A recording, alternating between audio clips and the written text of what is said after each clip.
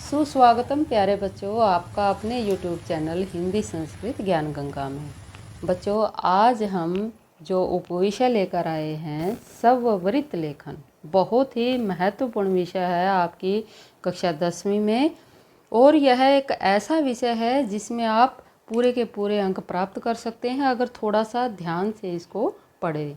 इसमें ज़्यादा रट्टे लगाने की भी आवश्यकता नहीं है, सिर्फ मुख्य रूप से इसके अंतर्गत 6 बिंदु हैं, सिर्फ आप उन्हीं को पढ़ लें। और अगर आप अच्छे से वीडियो को देखेंगे तो इसी वीडियो में आप इनको अच्छे से समझ सकते हैं और अलग से कुछ आपको रट्टे लगाने की आवश्यकता नहीं पड़ेगी।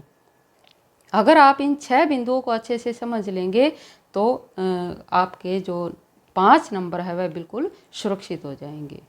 तो बच्चों, जो स्ववृत्त होता है इसको अंग्रेजी में बायोडाटा या रिज्यूमे भी बोलते हैं। जब व्यक्ति 12वीं स्नातक या फिर कुछ और अन्य जो डिग्रियां वह हासिल कर लेता है और नौकरी के लिए कहीं पर आवेदन करता है या किसी पद के लिए आवेदन करता है तो उसको इस प्रकार का जो स्ववृत्त है वह तैयार करके जो है जहाँ पर उसको पद प्राप्त करना है वहाँ पर उसको देना होता है। तो जितना अधिक स्ववृत्त प्रभावकारी होगा, जितना अधिक अच्छे से प्रारूप उसका तैयार किया होगा, तो वह आवेदन प्राप्तकर्ता पर अपना प्रभाव बहुत अधिक जो है प्रभाव डालता है। तो अच्छे ढंग से अगर स्ववृत्त लिखा जाए परीक्षा में तो इसमें बहुत कम जो है चांस होता है आपके नंबर कटने का। तो इसलिए जो मुख्य रूप से 6 बिंदु हैं इनको आप एक बार अच्छे से ध्यान कर लें या अच्छे से याद कर लें। इसमें ऐसा कुछ भी नहीं है जो आपको रट्टे लगाने पड़ेगी। तो बच्चों, अगर आपको 5 अंक प्राप्त करने हैं इसमें और बिल्कुल एक भी आपका नंबर ना कटे इसमें, तो आप अच्छे से इस वीडियो को देखें, क्योंकि इसी वीडियो में मैं जो है एक अलग से सैंपल लेकर आई हूँ स्ववृत्त का और उसी के माध्यम से आपको समझाने की कोशिश करूँगी। तो वीडियो को पूरा देखें और अच्छे से समझने की कोशिश करें। तो बच्चों, स्ववृत्त जो होता है वह बिल्कुल क्रम से लिखा जाता है। तो आपके लिए एक नमूना लेकर आई हूँ मैं, जिससे कि आप अच्छे से समझ सको कि किस तरह से स्ववृत्त लिखा जाता है। तो सबसे पहले आ जाता है व्यक्ति का, जिसने आवेदन किया है किसी पद के लिए, उसका जो है व्यक्तिगत परिचय, जिसके अंतर्गत आ जाता है उसका अपना नाम, फिर पिता का नाम, माता का नाम, जन्म तिथि, वर्तमान पता अर्थात जहाँ पर वह अभी रह रहा है, स्थायी पता। स्थायी पता का मतलब कई बार किसी कारणवश किसी दूसरे शहर में रहना पड़ जाता है, लेकिन हमारा जो स्थायी निवास स्थान होता है वह कोई दूसरी जगह होता है, तो इसके अंतर्गत हमें दोनों पते लिखने होते हैं।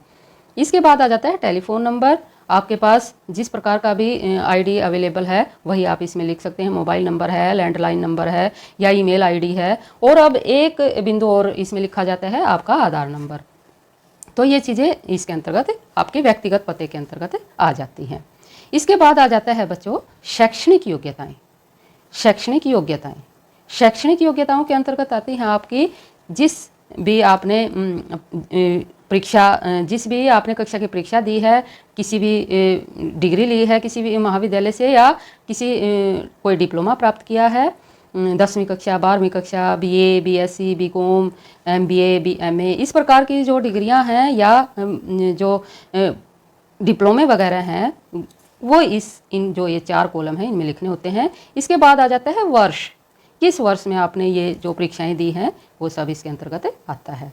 इसके बाद विद्यालय, बोर्ड, कौन से विद्यालय से आपने परीक्षा दी है, बोर्ड की परीक्षा थी आपकी या महाविद्यालय की परीक्षा थी या विश्वविद्यालय, जिस भी आपने जो भी आपने डिग्री प्राप्त की है वो उसका आपने संस्था का नाम लिखना जरूरी होता है।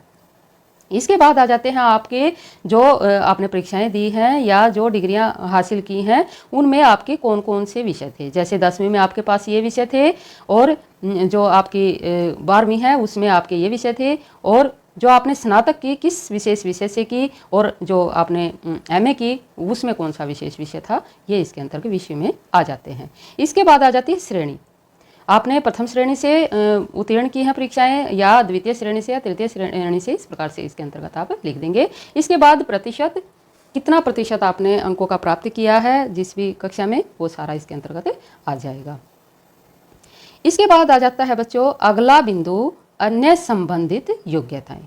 बच्चों ये जो सवरित है इसमें मुख्य रूप से 6 बिंदु हैं। व्यक्तिगत पता, शैक्षणिक योग्यताएं, अन्य संबंधित योग्यताएं, उपलब्धियां, कार्येतर गतिविधियां या अभिरुचियां, या ऐसे सम्मानित व्यक्तियों का विवरण जो उम्मीदवार के व्यक्तित्व और उपलब्धियों से परिचित हो। ये जो मुख्य रूप से 6 बिंदु हैं ये इसके अंतर्गत आ जाते हैं। अब हमने शैक्षणिक योग्यताओं के बारे में बात कर ली, अब है अन्य संबंधित योग्यताएं। इसके अंतर्गत आपने जो स्नातक या डिप्लोमे या जो मास्टर्स हैं, ये इस प्रकार से आपने डिग्रियां हासिल की। इसके अलावा अगर आपने कोई और योग्यता हासिल की है, जैसे कंप्यूटर विषय में आपने कुछ मुख्य बिंदुओं पर ज्ञान हासिल किया है, या फिर कोई विशेष भाषा आपने किसी विशेष भाषा में आपकी योग्यता है, तो ये सारी इसमें लिखनी होती हैं जो आपके पास अन्य योग्यताएं हैं। इसके बाद आ जाती हैं बच्चों उपलब्धियां, अचीवमेंट्स। जो आपने उपलब्धियां प्राप्त की हैं, वाद विवाद प्रतियोगिताएं में आपने भाग लिया है, उसमें कौन सा स्थान प्राप्त किया है, या फिर किसी भी खेल, क्रिकेट, फुटबॉल वगैरह में आपने कोई स्थान प्राप्त किया हो, या फिर कोई निबंध प्रतियोगिता है इस प्रकार की, या प्रश्नोत्तरी प्रतियोगिता है, इस प्रकार की बहुत सारी स्कूलों कॉलेजों में प्रतियोगिताएं होती है। अगर आपने किसी उसमें कोई प्रतियोगिता में भाग लिया है और कोई स्थान प्राप्त किया है तो उसके विषय में भी आपको लिखना होता है, क्योंकि इससे जो है सवरित बहुत ही प्रभावकारी बन जाता है। जो सामने वाला है आवेदन प्राप्त करता है बहुत ही प्रभाव डालता है इस प्रकार का जो सवरित होता है। तो इसमें आप अपनी जो छोटी छोटी उपलब्धियां हैं वो भी लिख सकते हैं। इसके बाद आ जाता है इसमें बच्चों अगला पॉइंट, कार्येतर गतिविधियां और अभिरुचियां। जो आपको मन से पसंद हैं, कुछ ऐसे काम होते हैं जो हम अपनी रुचि के अनुसार करते हैं, जैसे अखबार पढ़ने हैं, पत्रिकाएं पढ़नी हैं, और किसी भी प्रकार के जो ज्ञानवर्धक पुस्तकें हैं वो पढ़ना है, या फिर इंटरनेट पर कुछ नए नए सृजनात्मक कार्य करने हैं। तो इस प्रकार की जो गतिविधियां हैं, रुचियां हैं, या फिर आपको किसी दूसरे जगह पर घूमना पसंद है या खेल देखने पसंद हैं, तो इस प्रकार की जो रुचियां हैं, संगीत, नृत्य, ये सारी पसंदीदा अभिरुचियां इसके अंतर्गत आपको लिखनी होती हैं। इसके बाद मुख्य बिंदु है बच्चों ऐसे सम्मानित व्यक्तियों का विवरण जो उम्मीदवार के व्यक्तित्व और उपलब्धियों से परिचित हो।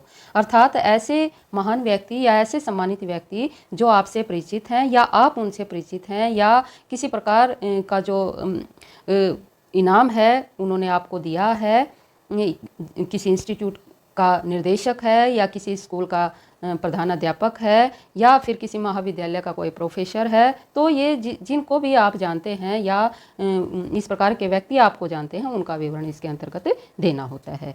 इसके बाद अंत में आपने तिथि लिखनी है, जिस तिथि को आपने जो सवरित लिखा है, और अपना जो स्थान जहाँ से आपने उसको भेजा है, और अपने जो है हस्ताक्षर यहाँ पर करने होते हैं।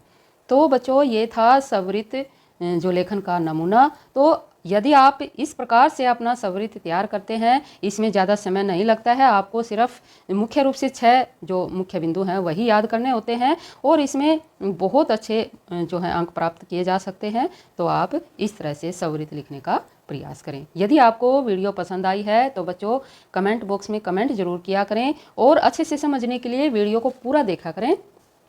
तो चैनल को जो है सब्सक्राइब करें और लाइक करें। धन्यवाद।